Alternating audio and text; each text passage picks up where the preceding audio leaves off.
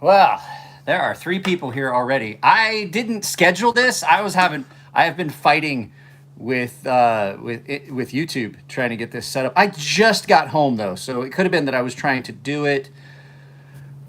Could be that I was trying to do it while I was on mobile and I just could not get it to set up. I was going to do this right at 12. So if you got a notification that it was going live early, I apologize. I had physical therapy this morning and I had it at a different clinic, at a different hospital. I had to go way further. So we're starting way later because it was an additional 30 minutes each direction and I had to get diesel fuel.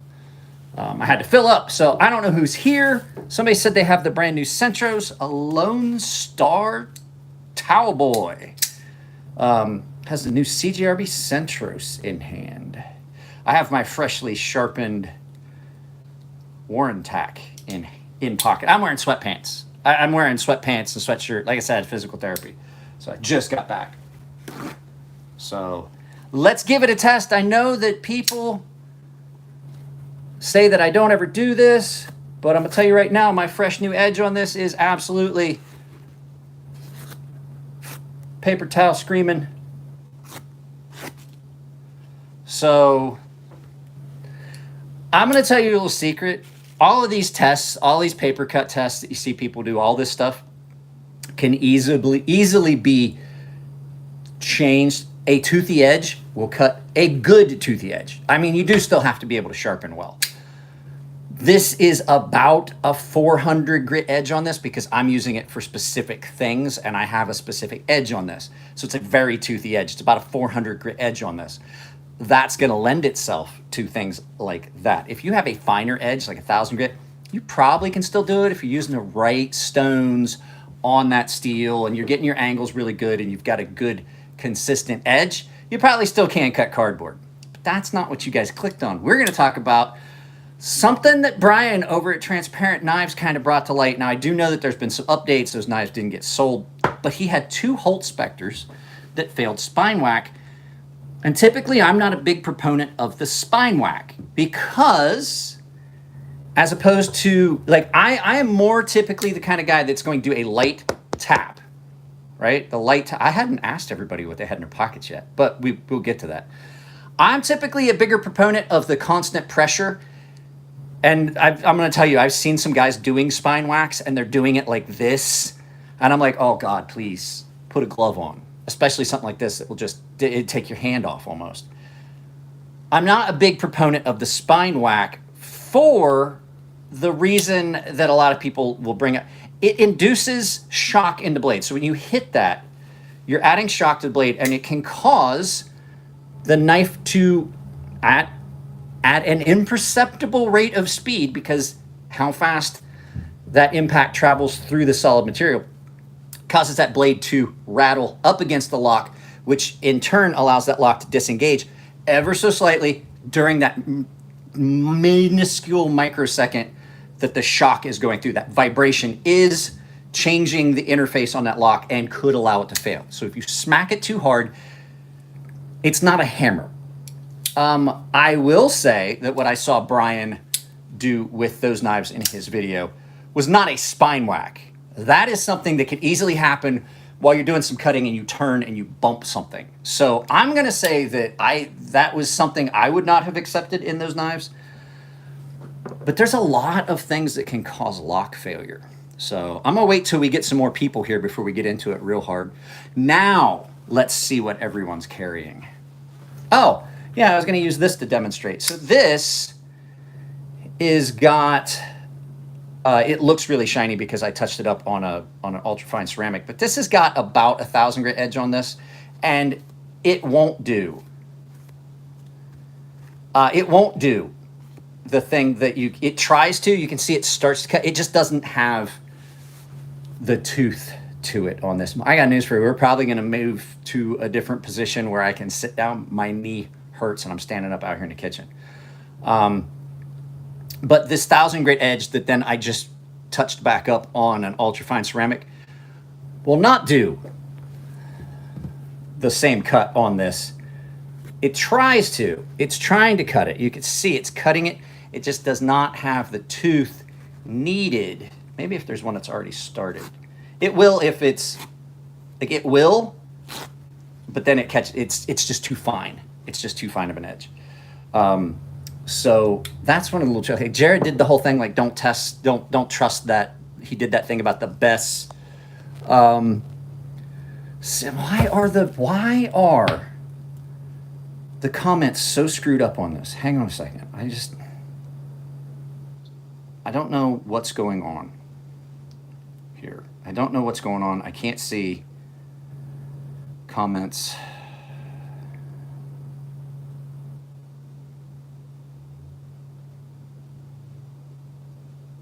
I need to do, the whole thing is I need to be moving around on it.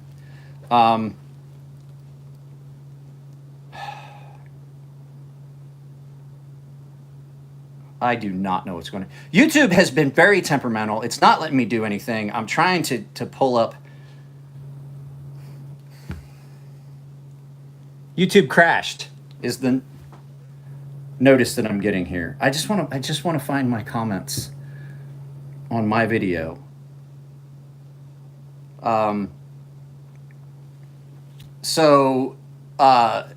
There's, it does hurt though. I'm going to tell you what I got done with physical therapy and my Volkswagen's a diesel and I had to go fill up. And so I was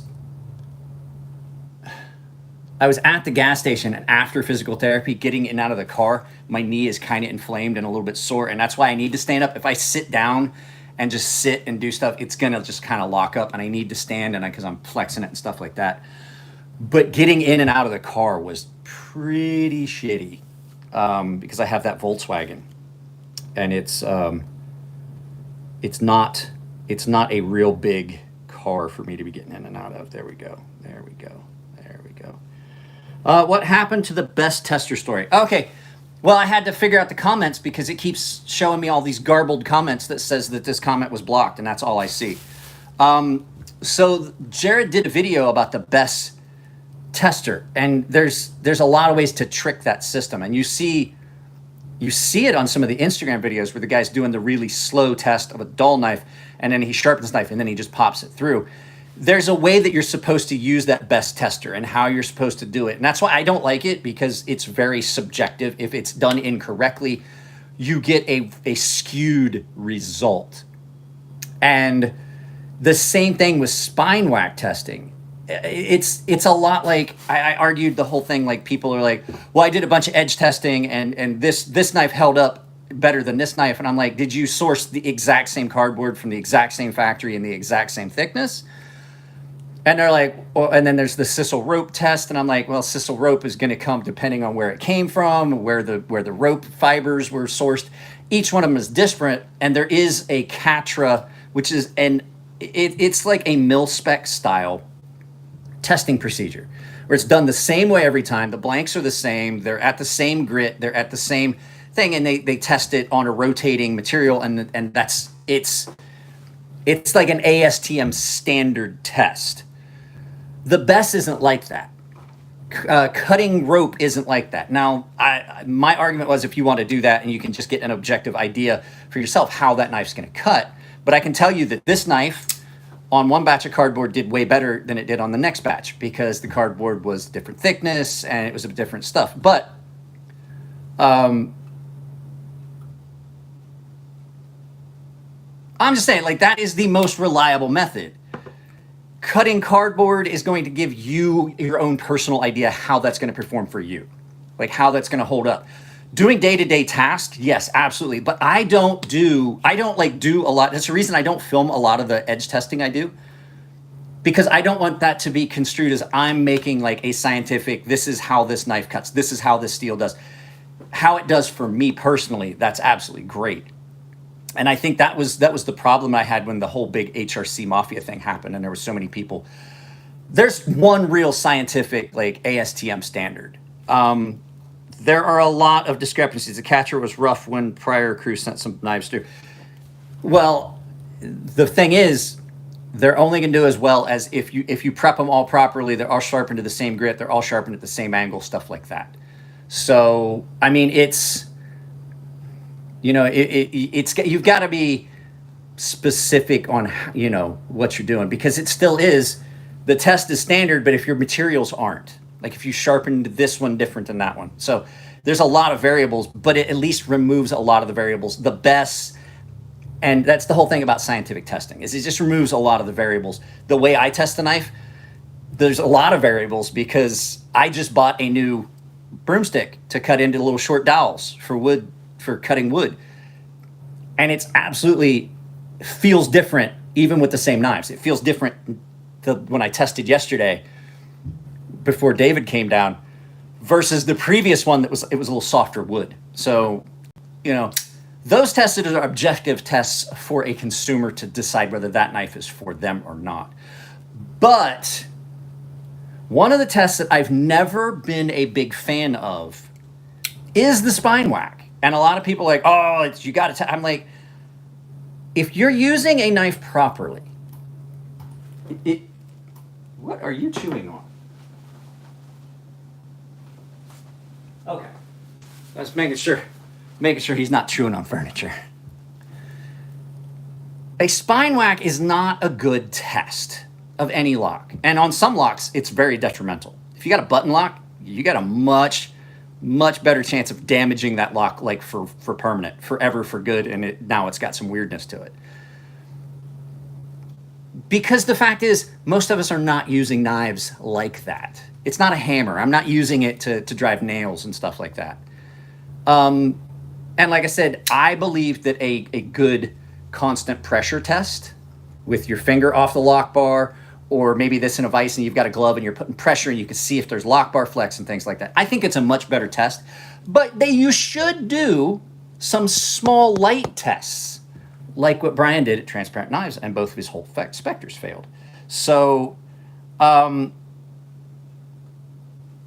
it's never been a test that I put a lot of stock into, but I do agree that it should be done lightly. Like just taking it like this. Let's go out to the shop. Let's go out to the shop real quick. Make a quick walk out here. We're all limp. You can walk. I'll limp. I had company over and I did not film yesterday. We made a mess going through stuff and looking at stuff, but I took the green screen and stuff down, and then this mess over here. But a simple light spine, I'll use my straw.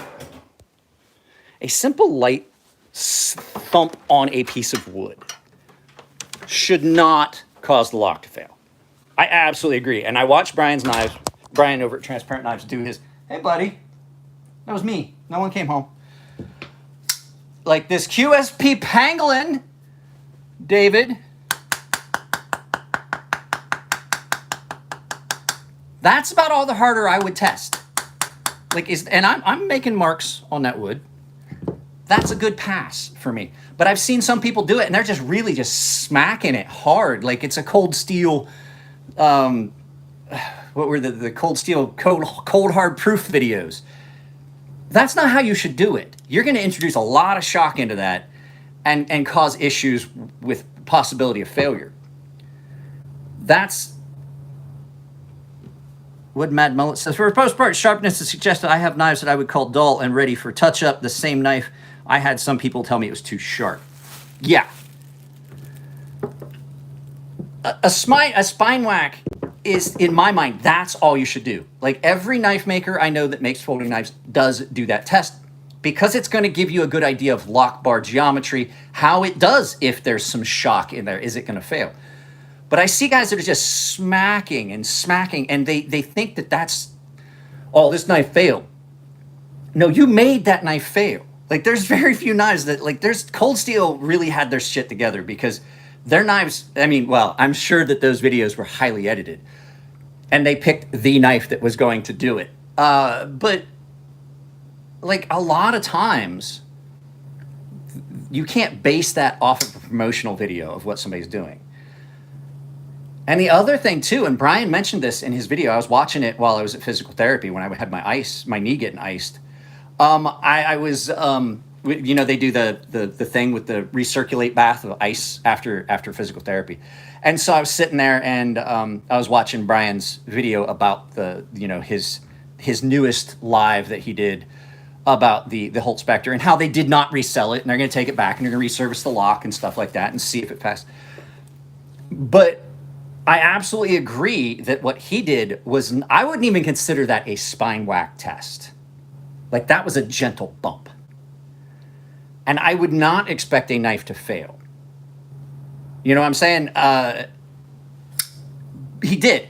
And then people are like, well, I don't agree with the spine whack test. And I'm like, typically I'm on board with that, like not agreeing with spine whack test. But in this case, as I said, that would be something that I could see, like you're in the barn and you've got this knife in your hand and you just cut some baling twine and you turn and you've got the knife in hand like this and you turn and you bump a beam and that knife slams shut on your finger. Knowing how sharp those Holt Spectres come, knowing how sharp I keep my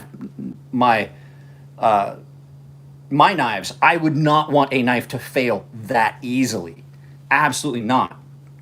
So those tests, just like that best tester, are subjective. Like what are you doing? But he's trying to get my sock. I got a dog right here. So yeah, Brian over at Transparent Knives, a lot of people give him a lot of shit. And the fact is, I like Brian because he is absolutely someone that will stand up, even if it's a brand that they love. Like Brian said, like he likes the folks over at Holt. They're great knives. He loves the design of the knives and stuff like that. But he's not afraid to go ahead and say, hey, there's some problems.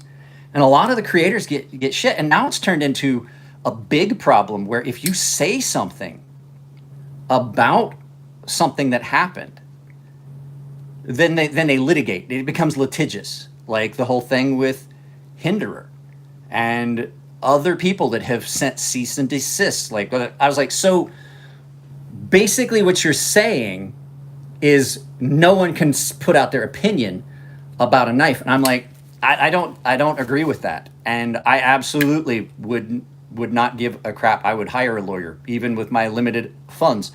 I would hire a lawyer and be like, this is not defamation. This is simply an opinion. This is a review of a product that was out on the market and has absolutely failed a specific test.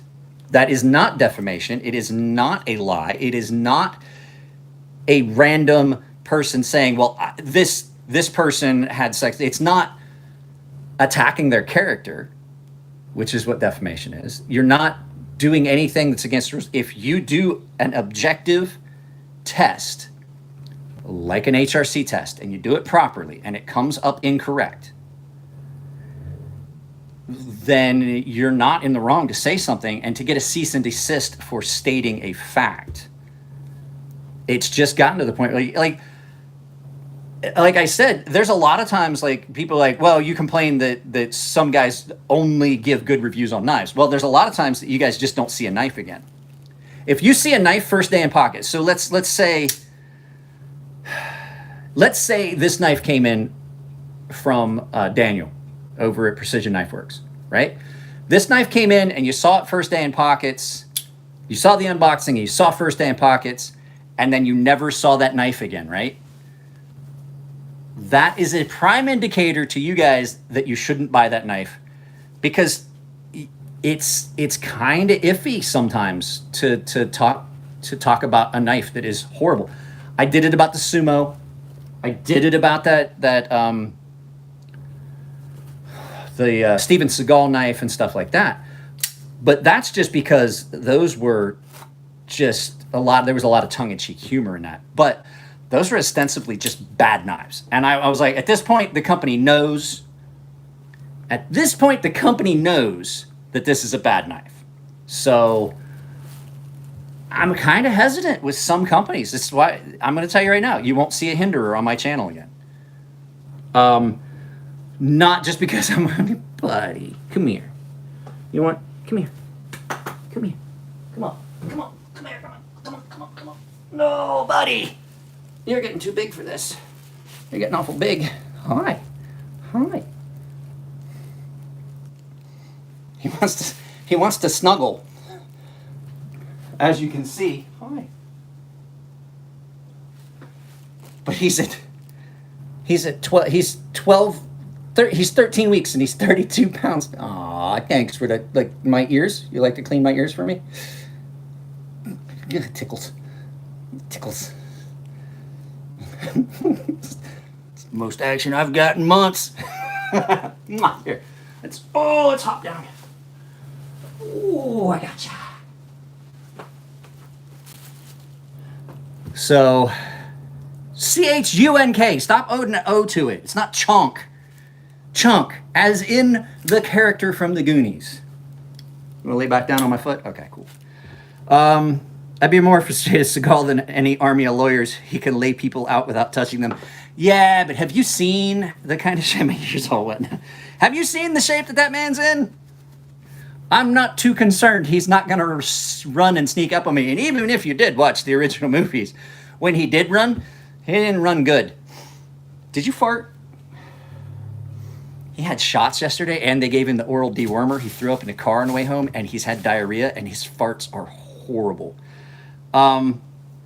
So, all your fixed play. Him chonkers, LOL. You know what he loves? Watch this. You want to see something funny? Watch this. Watch this. You lay there. If I come over here, and I set this,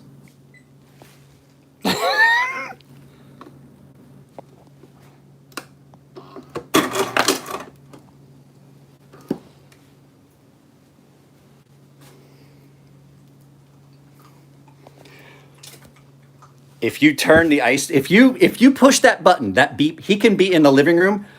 You push that button, and he's here before the ice starts dispensing. The second he hears that little beep, he's here. He loves crunchy water. He loves the crunchy water. So, spine whack, a hinderer or strider or CRK. I've never had a strider fail. I have had a CRK fail, but it was not a very good knife to begin with. It was a liner lock. It was a shitty one. And I never spine whacked a hinderer. I think that I watched Brian's thing this morning. Like I said, while I was for the 30 minutes they were icing my knee, I watched his like 26-minute live feed on Instagram. He said that his hinderers, all the hinderers he did have, all failed the spine whack test, if you remember correctly. But I personally at this point, like, I don't want to see another knife. There's certain companies I just don't want to see another knife from. And it's just because I don't agree. It's not that I don't like their knives. I don't agree with their practices or their attitude towards customers and things like that. Like I said, that's my biggest problem with oh,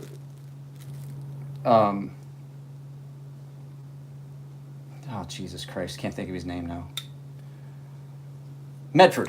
That's my biggest problem with Medford, was how he treated those Marines at the table that time. I told him, like, I'm not here to answer your fucking questions. Either buy a knife or get the fuck out. I'm like, oh, okay, I can see how this is. So, well, we're about halfway through what this live feed's going to be. I think this is going to be about an hour and a half, maybe an hour and a half.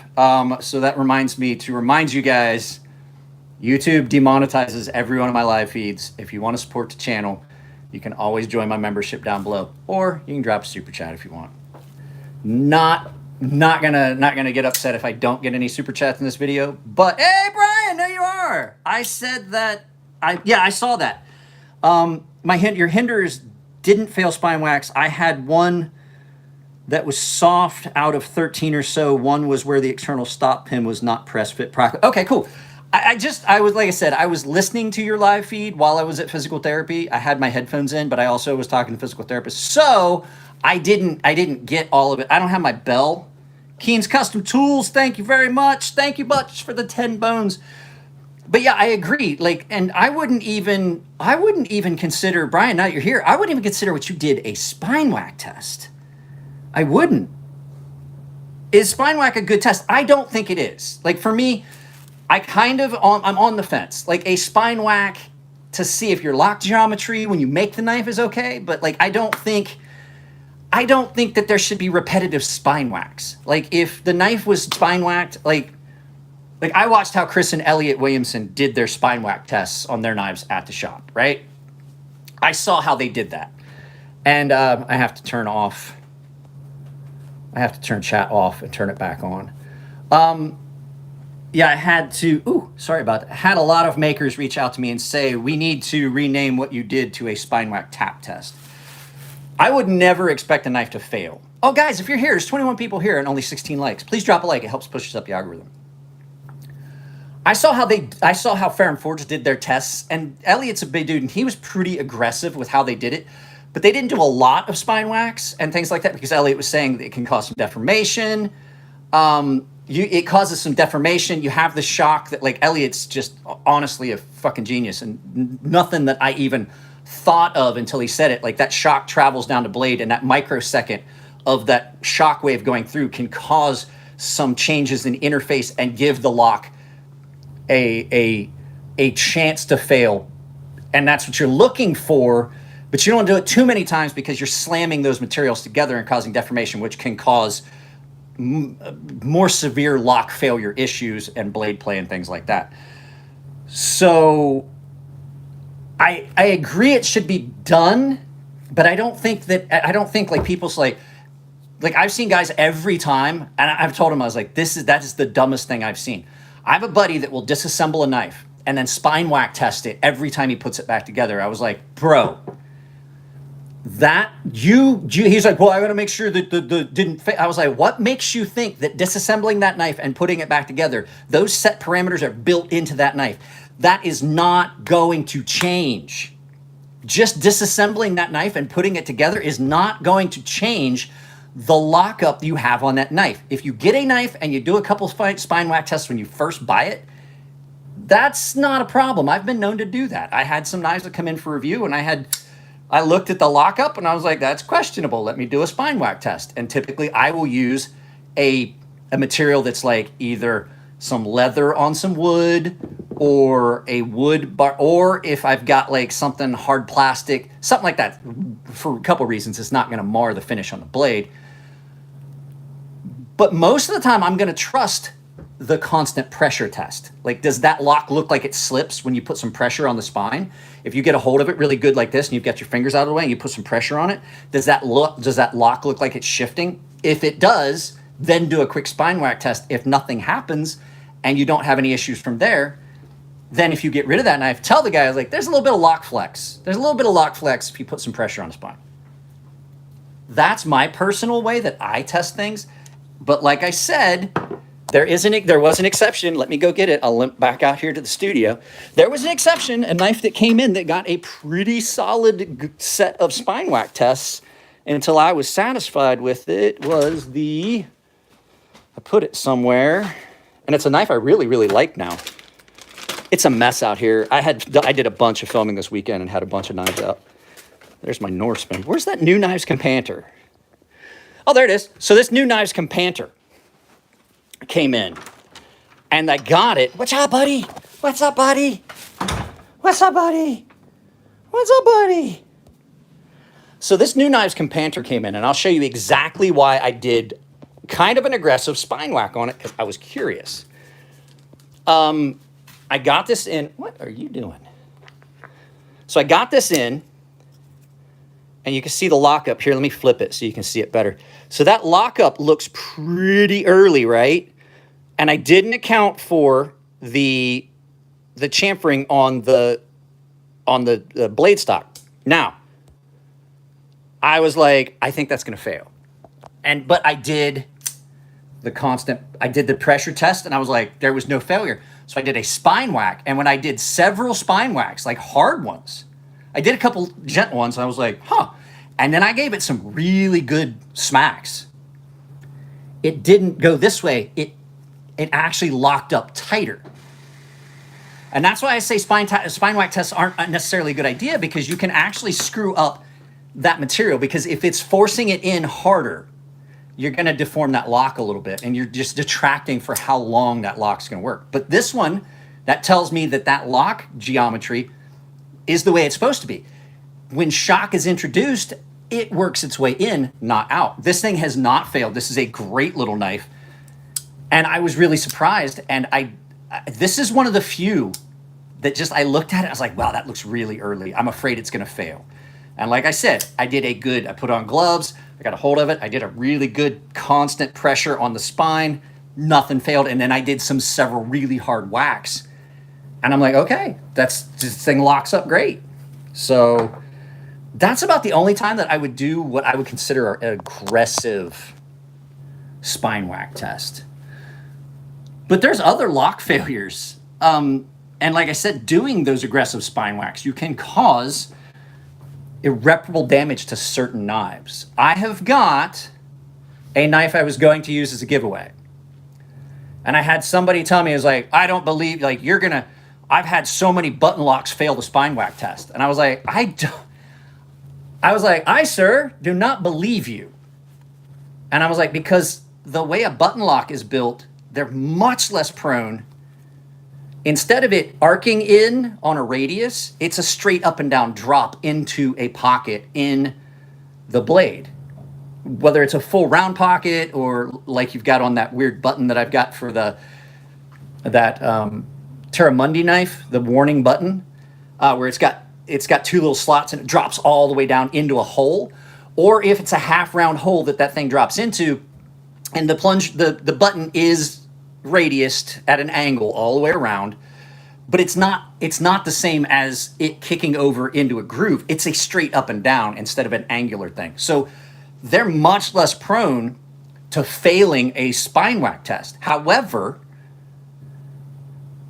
they are much more prone to getting damaged by a spine whack test because it's a plunger that comes down, and depending on how that post, I talked about it in that video, depending on how the post is on that plunger,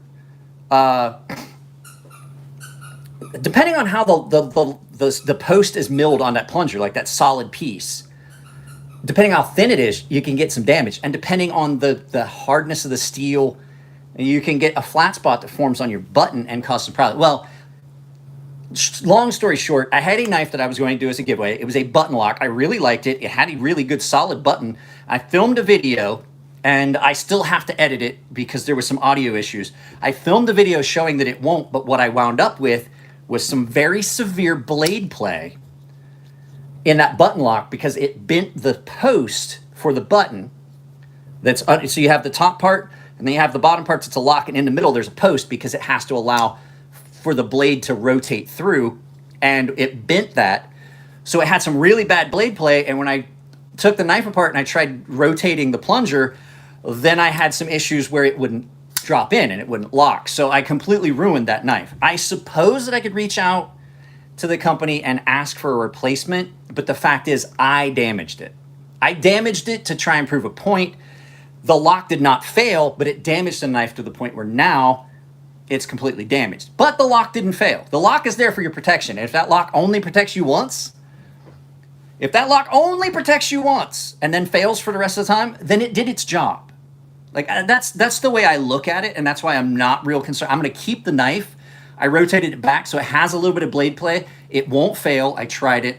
That little bit of blade play, while it irritates me, is not ruining that knife for me for permanent. I can use it for work purposes. I literally threw it in my first aid kit in the trunk, so I had a nice sharp knife if I needed one for like cutting, like if I stopped alongside the road and had to cut a seatbelt for someone or something. Let me get back to this. I saw someone say, this is Brian, I saw someone say designs are locked to fail after a certain point, so the force isn't transmitted to the lock.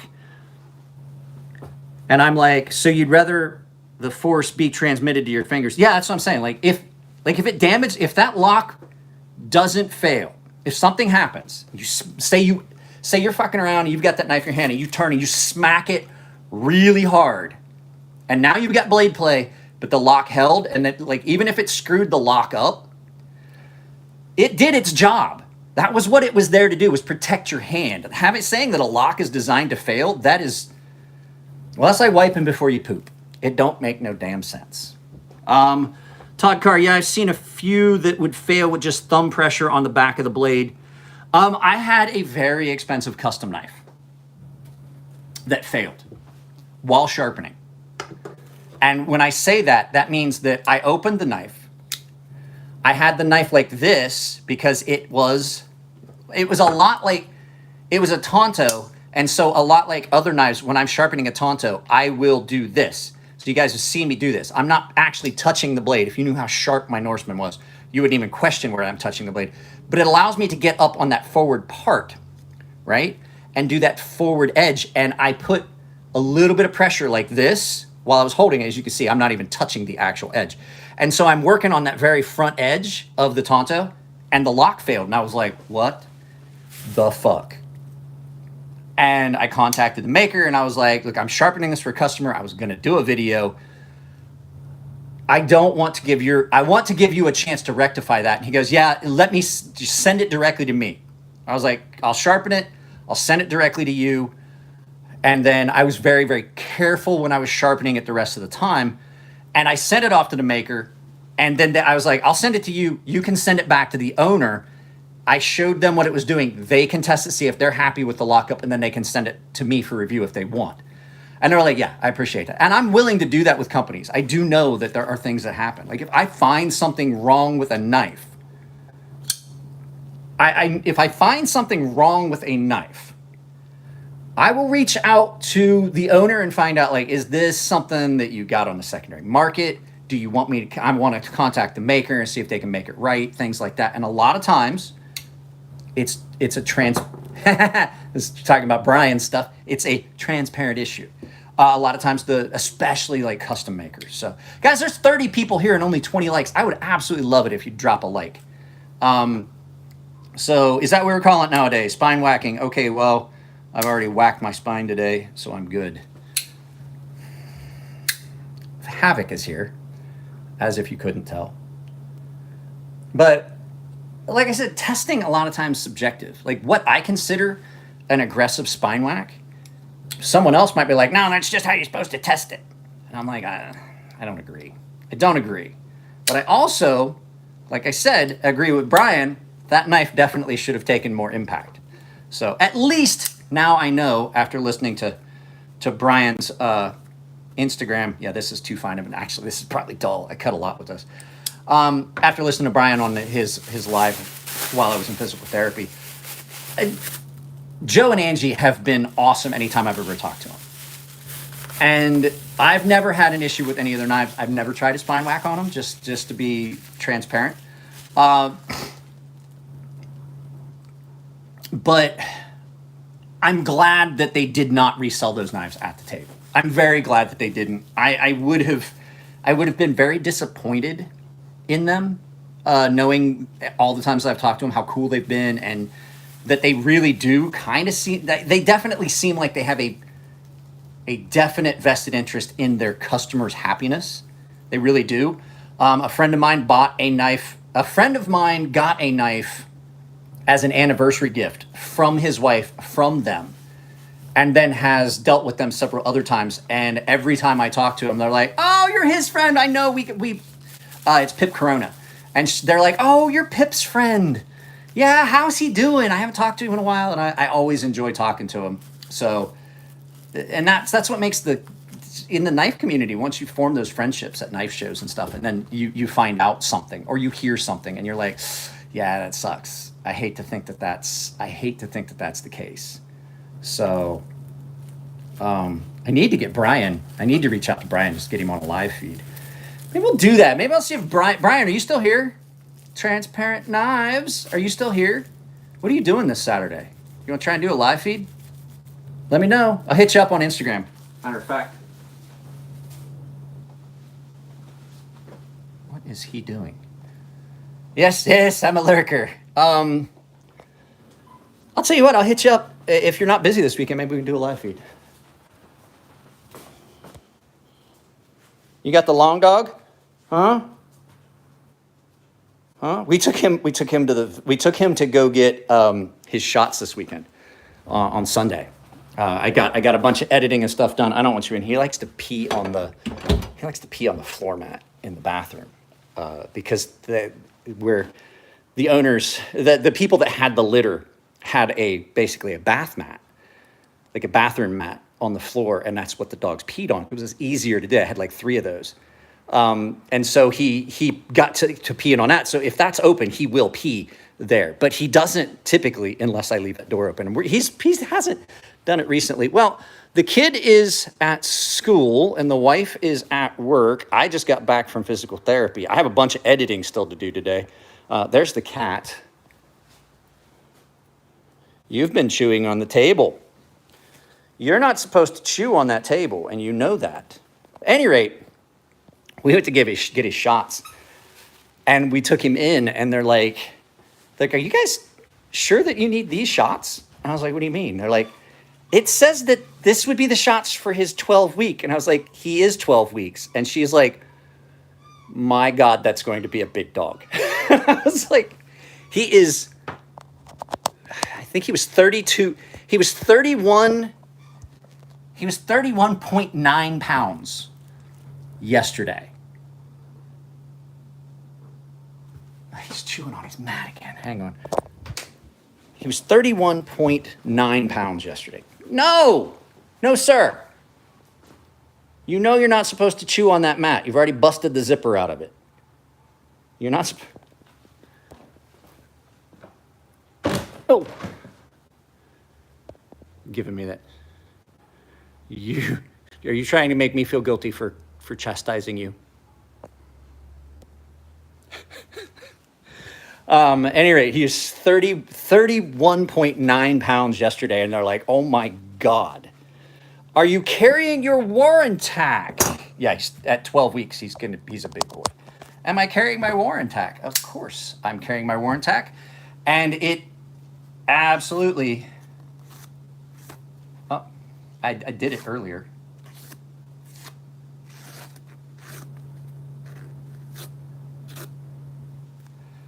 This thing is nasty.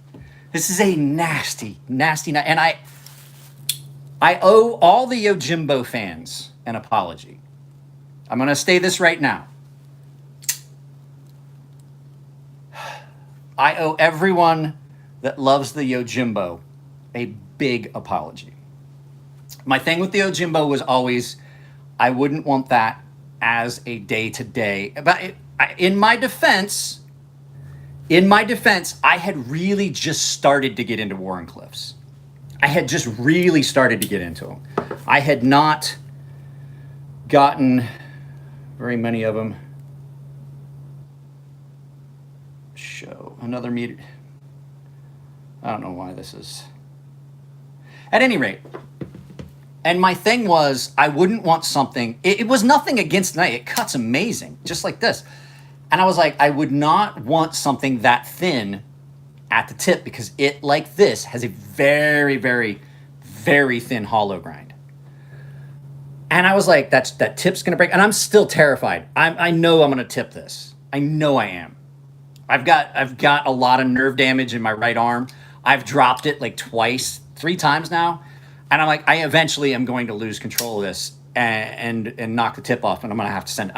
I'm not gonna do it. I'm gonna send it to Daniel. So I'm like, I'm eventually going to knock the tip off this. But the way this cuts, I absolutely don't fucking care. I absolutely don't care.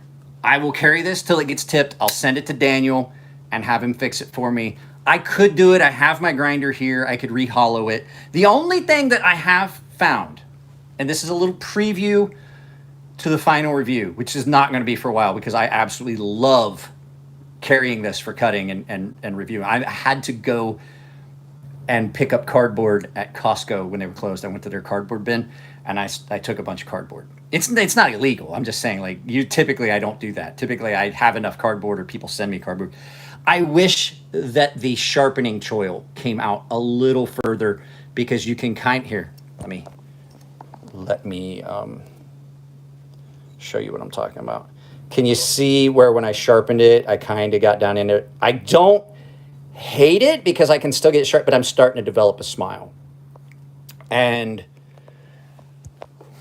I don't necessarily like that. I may take that out when it gets dull the next time, and take the blade out and just kick that off on the Scotch-Brite, and just open that up a little bit on the corner of a belt or on the Scotch-Brite. I don't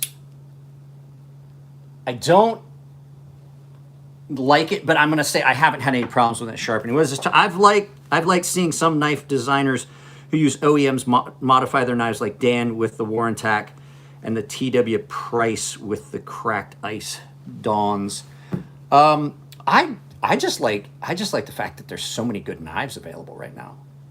I did that video, and it was an honest question. I had one of my subscribers. Guys, if you ask questions in the comments, I don't know if you've noticed, I've started going back and I've looked at some of those, and I've started addressing some of those questions with videos. Like somebody asked, what's the perfect lock? And in my opinion, there isn't a perfect lock. There is, I would say that the closest to perfect, in my opinion,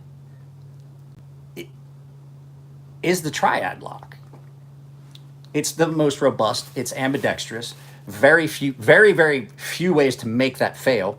The only thing that you really have to look at is gunk getting stuck down in that little slot because you've been carrying it all the time, and it doesn't want to lock up all the way, and all you got to do is get a toothpick and clean that out. That's the closest that you're going to get to making a triad lock fail. That is as close to perfect as you're going to get.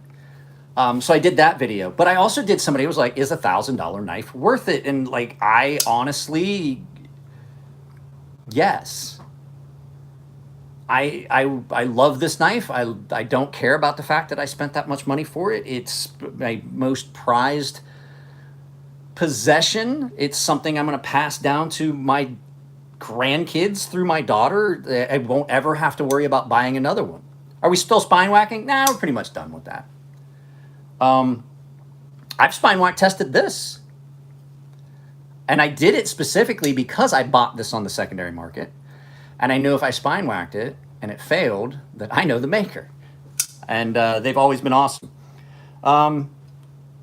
It's a prime time for us, so many good knives. But yeah, like, is $1,000 knife worth it at this point with so many good budget knives? It depends on the person. It really does depend on the person. Like, if you have got a specific knife and it's $1,000 price point and you can save up for it, like I did for like 5 years. As a matter of fact, I got into such a habit of just picking up and saving and scrimping and to get this. I catch myself still doing it. I was walking down the side. I was walking back from getting mail, and there was 12 cents laying on the ground. It was 22 cents. There was 2 dimes, 2 pennies just sitting on the ground, and I picked it up to put it in my pocket, and my daughter was walking with me. She's like, why'd you pick that up? And I was like, it's money. That's free money. She said, it's only 22 cents. I was like, 22 cents added up to $5,000 at one point when I was doing some stuff because I was trying to get a custom, and I turned that money into something else, and then it turned into another. I think when I was saving for this, just putting change in a bowl, picking change up, walking around, I saw $1, I picked it up, I brought it home, I put it in a bowl, and I would put it in our bank account at the change machine at our bank. And I did that for like 5 years, and that turned into like, I want to say $1,500 or $1,600, a penny at a time. And I bought this with pennies. And I had enough left over that's what I spent on that Exo gravity knife, which I meant to grab. Because that lock did not get entered into my lock video. And I would say that the lock on the Exo,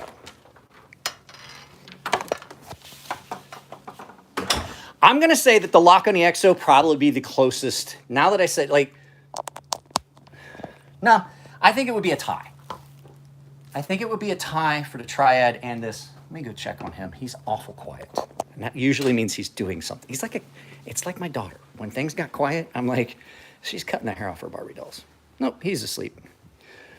As a father, I'm going to tell you right now, if you guys are not fathers, if you have a child and they've been running around and it's loud and it's fucking, you're just sitting there, you're trying to do something. I'm going to tell you that if all of a sudden it gets quiet, get off the couch and go find out what your child is into. I came into the bathroom one time, in the master bathroom, on the first floor. My wife had went somewhere, and I was home with the kid, and I'm like, I will stay here, and I will stay here and watch the kids so you can have some free time. She's like, thank you. And I'm sitting there, and I'm on the couch, and I'm laying back, and all of a sudden it got quiet, and I was like, wait a second. I walked in. She was in the master bathroom with my my grooming scissors that I use for my nose hair and my ear hair. And she was cutting her Barbie doll's hair. And the other ones were, she had lifted the lid on the toilet, had the seat down. She had put her Barbies all in a circle like it was a pool. There was one in there, and she was cutting the hair on one. And I was like, what are you doing? She's like, she's like, it's a salon. And I was like, oh no. I think that for one reason, this could be considered one of the most perfect locks. And I'm not talking about the one with the sliding lock on it. I'm talking about a gravity lock like this by itself. Because the only way this lock will fail is if you let it. Because you absolutely control the lockup on this.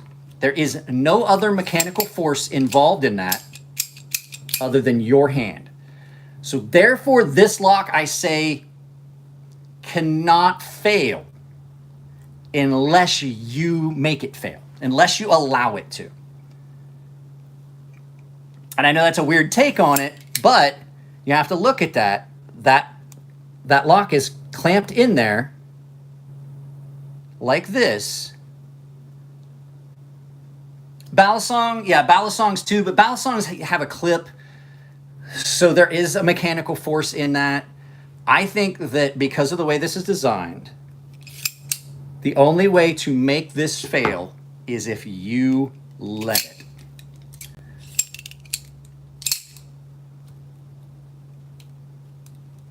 That's what I'm talking about, dang. This is the Riyadh XO. This is the Riyadh XO. That's exactly what I'm talking about. The only way that this lock can fail on this gravity knife is if you allow it to. And it's not a failure, it's just a retraction. That's the only way that can fail. I'm curious. I have never sharpened this. It has done some cutting. I'm curious. Whoa! Riyadh's knives. I have never sharpened this, and I have used it. I carried this as my primary EDC for a week.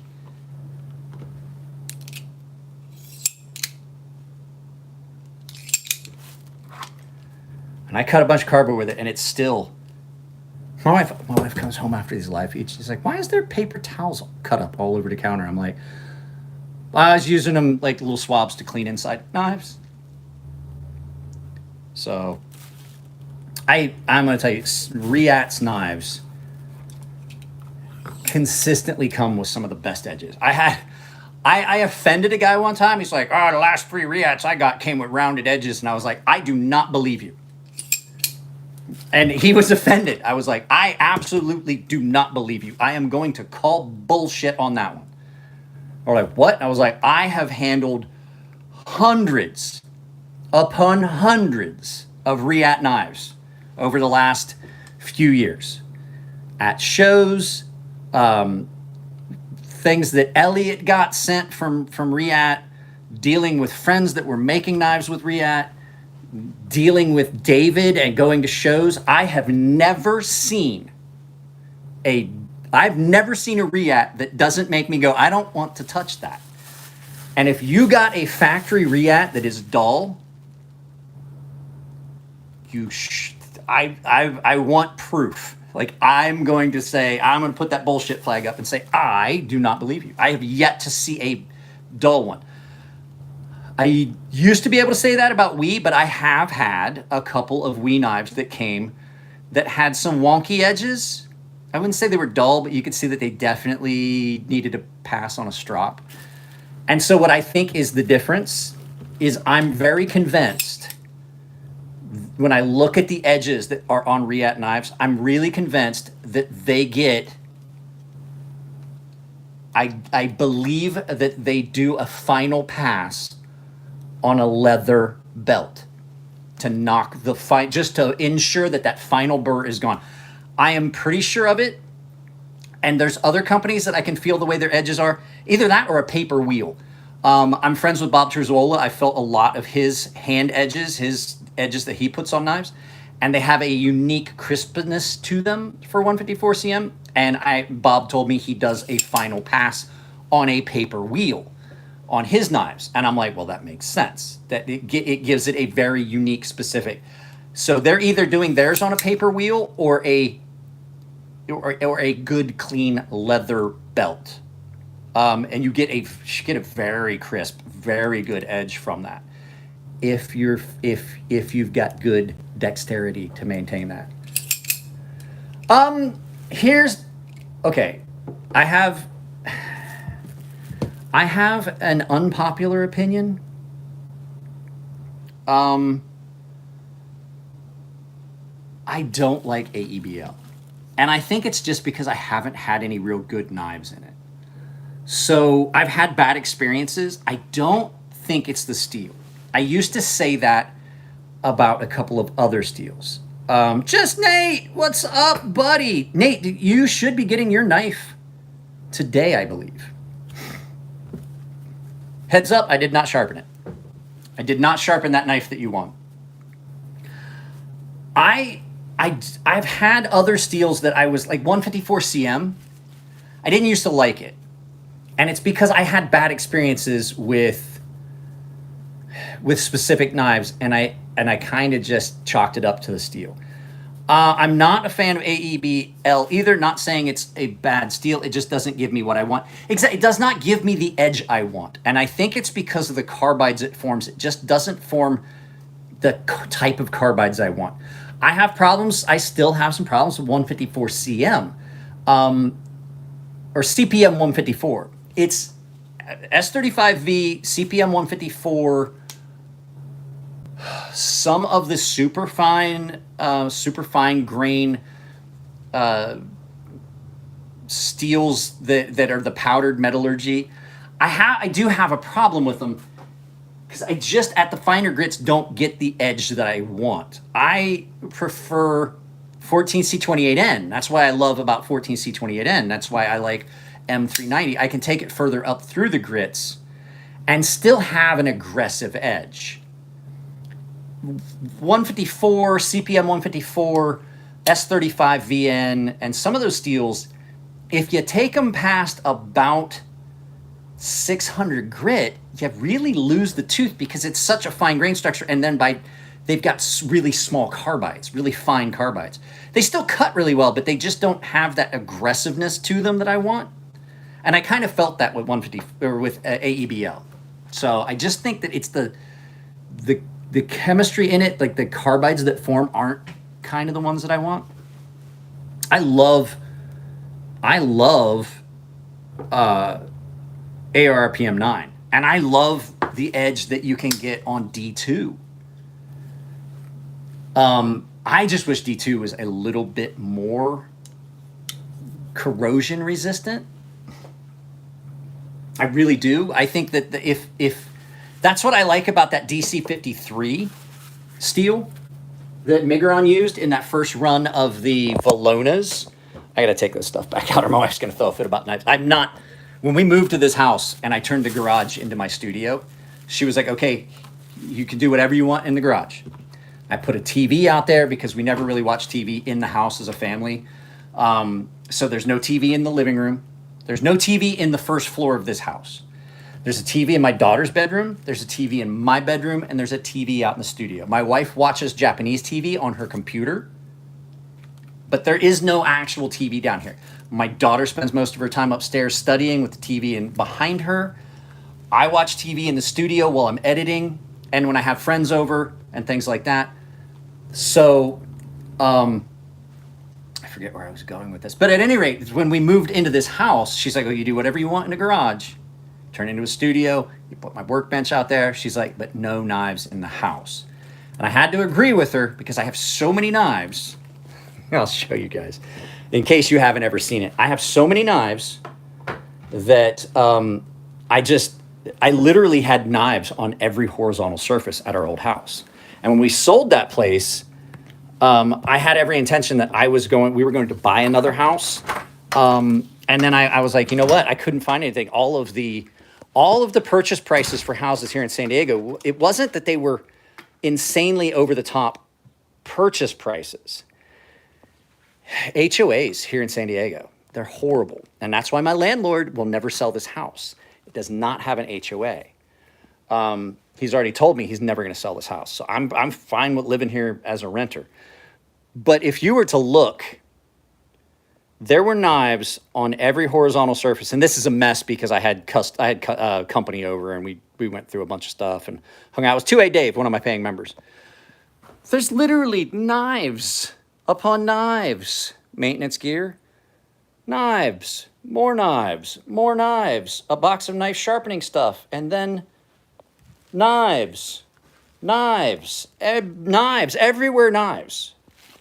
And it was just, it's so much better. Not very convenient, is it? What do you mean? Put our kitchen in the garage. Not very convenient, is it? I'm fine with being in the garage, except it does get hot. I do have to admit, it does get hot. It's not so much it's hot. Like, I don't mind the heat. I hate the closed-in feeling when you're filming. So I can't run a fan when I'm filming. You pick up the audio, and I probably can do it with the new studio software I'm using. And I want to tell you guys, I don't know what it is with some of the newer videos I've done here in just the last few months. It sounds garbled when I'm doing the top down. It almost sounds too loud. I'm going to try and adjust it always sounds fine when I do the edit. But if I watch the playback on my phone on YouTube, it does not sound like the way I want it to. So I'm going to try and fix that. But the problem is I can't tell if I fixed it until the video is already up on YouTube, because it always sounds fine in playback on my laptop.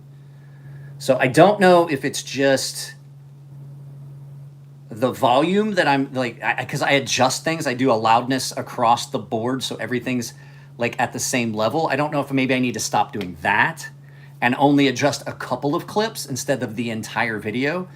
Maybe I'll try that. And I don't know if it's the thing because I equalize it, because sometimes depending on where I'm at, one of the microphones on the camera picks up more right to the left. And so I equalize it and I pan it so it's more centerline with stereo apps. Anyone get in on the relative drop? What do you think of LMAX? LMAX is one of my favorite steels. And there's just not enough knives made in it. That Reat XO is in LMAX, and it's an amazing, amazing edge that it takes. LMAX has been one of my favorite steels for a very long time. I have several knives in, well, I have 2 knives in LMAX now. I sold 2. I do have 3. So my Reat XO is in LMAX, my Ferrum Forge Pretium is in LMAX, and one of my Microtech OTFs, one of my UTX, my Ultratechs, is in LMAX. I absolutely love it. It's a great steel. I have not seen the relative. I don't even know which knife that is. HOA's blue. I live in the sticks. I don't know how anyone would want to live in an HOA. Well, I mean, I was paying an additional like $600 a month. No, I'm sorry, $500 a month in HOA fees. And we had one thing. We had a pool, and they couldn't even keep it open. Like, it wasn't even open. And they only ran the heat, like the hot tub. I was like, we're paying this much. You guys have not painted any houses. You haven't done anything. We're spending all this money, and no one has had their houses painted in years. The entire time. I lived there for like 11 years, and never once did the HOA paint our house. They would only run the heaters for the hot tub in the summer. I'm like, motherfucker, we are in Southern California. It's 103 degrees outside. Who wants to be in a hot tub at 105? Who in their right mind? Well, if you want to get in when it's 103 degrees, and you get into a 105-degree hot tub, you need to have your head examined. I have a dog laying on my foot. I believe that I'm going to end this because my wife is on her way home. I'm glad you enjoyed that. I always enjoy having Swags, and people are like, oh, you only had her on because she's hot. I talk to Swags all the time. She's always fun to talk to, and the fact is, the reason I like talking to her, because she's country, and she basically is a female version of me. She is absolutely like a female version of me when I was younger. Just, she said it, like, just a hot mess. I was just a mess. And I'm really happy to see her, from the first time I met her till now, the big changes that she's made in her life, the improvements. And I see that direct correlation. Like, my life was fucked up. And I met the right person. I met my wife, and I went from being just a straight up dumpster fire to the almost normal integrated member of society that you see before you today. I'm as I like to say to my wife, she's like, she gets all upset, and I was like, babe, I want you to know, like, we've been doing this for 21 years, and I am still a work in progress.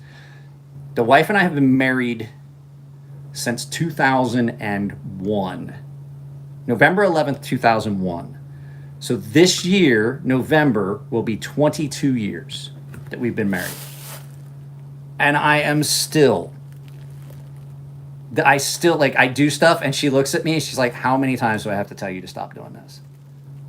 And I'm like, after all these years, I figured you'd have stopped. I thought she'd have given up on some of these things by now, and I am wrong. Absolutely. You need to get Tim. I've talked to Tim about it a couple times. Tim and I are talking about it. Tim and I are talking about maybe doing a collaboration knife. I have a couple designs that I have a design I would absolutely love to have be an American-made knife. And Tim was like, well, send it to me. And I'm like, Tim, you got to send me your email address, brother. So if you guys have not dropped a like, please do it before we leave. I'm going to end this in a minute. So have I ever checked out Kunwu knives? No. I want you guys to think about the fact I promised my wife I would not buy another knife unless it was purchased from money that a company gave me so that I could review the knife. If you guys have knives you want to see on this channel, the only way you're going to get to see them is if you reach out to me and get me to send you my address. Because I absolutely, two things. I don't have the money to buy things with. And I promised my wife after the purchase of that Riet XO that there would not be another knife. She told me when I bought this and she found out how much I paid for this, she was like, no more knives.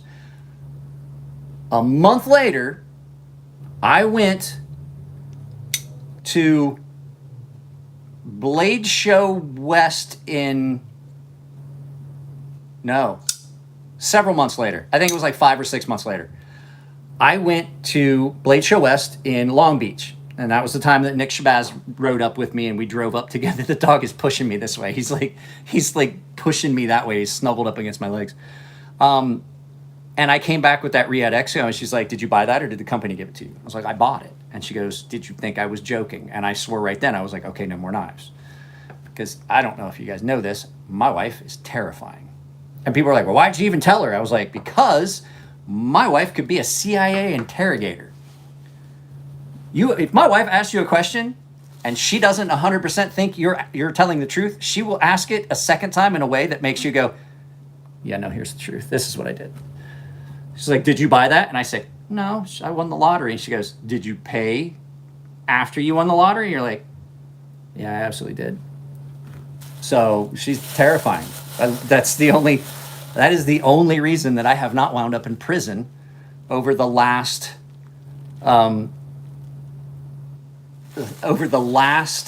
22 years. The only reason that I have not wound up in prison is because I married my wife. So I'm going to end this in a minute. If you guys want to drop a super chat, I appreciate it. I would absolutely love it, though, if you guys got in on the memberships. Coffee Brand Coffee is still doing Father's Day boxes, I think, until tomorrow, if you're interested in that. Coffee Brand Coffee has been great. They do a lot of stuff. I know you guys are seeing stuff where it says there's paid sponsorships and videos. Those are only ones that have an ad that there's a paid endorsement because technically they're a channel sponsor. The knives are not. I don't have any knives that I get paid to review. I want to be upfront with you guys on that. I would never accept a paid review for a knife if they're like, hey, we'll pay you, just do the video and then say how good it is. I refuse to do that. I don't want to not be able to tell you, like, I get a knife in and I say I like the knife, but there's issues. I always try to bring you an objective review, so I will never take a paid thing. So keep that in mind. I only get paid for the sale of coffee and what I make on ad revenue and the memberships and any of the bits like the $15 that everybody dropped for super chats, which I absolutely appreciate. So that's why I wasn't trying to entice you guys. But what I wanted to remind you, if you're watching a channel and you like their content and you do have a couple dollars, even it's I got to tell you, it's not so much the money. It does help, it does support, but it always feels good when somebody's willing to give you like kick in a little bit of money on a video. It just shows that people are able to really appreciate what you're doing. That's why I like the gifts that come to the channel. Even the paying members still give me gifts. And that just tells me that I'm doing something they appreciate. And it's not so much that. Like I just want you to, like, I enjoy just likes on videos. Like if there's 33 likes and there's 33 people, I dig that. That tells me you're enjoying what I'm doing. So but if you do want to support, think about all the channels that you watch and how much goes into it. Like there's a lot of cost involved. The software that we use, the power that we're drawing, the equipment, replacement of equipment, and just the time that's spent in it. Like stuff like that. Just think about that when you're watching something like what was it? Choir Boy Cutlery, Scott over there, Jared, or if you're watching anybody's videos.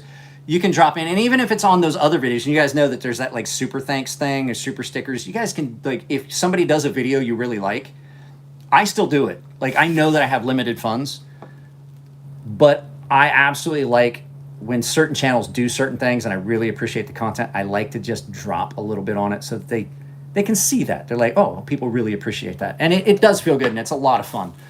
And a lot of times that I keep account of how much got spent on super chats, because the other thing you got to think about, channels that do giveaways like me and Jared and stuff like that, when we do giveaways, we eat that shipping cost. I dropped when I sent out just Nate's stuff, he sent me another 5 bones. I do appreciate it. I don't have my bell out here. The dog's asleep. Even if I had it, I wouldn't ring it. I did what was it? I talked to Swags. I sent out Swags' knife. I sent out a bunch of, I think it was like $62 total in shipping. And most of that was just giveaway stuff. That was giveaway stuff and knives that had to go back to people that were in for reviews. So there's cost. Every one of these channels, there's a cost. Even if we get the knives for free, there's still a cost. So keep that in mind when you're watching videos and you hear them talk about like, hey, you know, drop a super chat. There are some channels that just do it constantly. And I was doing it for a while, and that's why we've changed the way we do it. This cost me way less. Just standing in my kitchen, doing it on my phone. So I'm not running lights, and I'm not doing stuff, and I'm not, incurring extra cost, and I can do it this way, and I enjoy it. So I realized, like I said, I've said it a bunch of times, I realized that I was starting to get into that dark side fill trap where I would throw where I would like almost pout when I wasn't getting super chats. I don't want to be like that. So I would say though that like if you're watching a smaller channel that just got monetized, it absolutely is a big thing. It feels really good to get a super chat, especially if you're a smaller channel. Like I'm still a really small channel. I have 10,000 subscribers. So, all right, guys, if you're watching and you haven't subscribed, subscribe. If you're watching and haven't dropped a like, drop a like. I got to get off of here because I got to be out of the way when my wife gets back because she's coming back with the groceries. So, plus I want to take a shower. I'm sticky. Like I did physical therapy today and they had me on the bike and I'm like, I don't like this. This is exercise. This is effort. So there's a word there that I don't like and it was effort. So I'll see you guys later. Bye.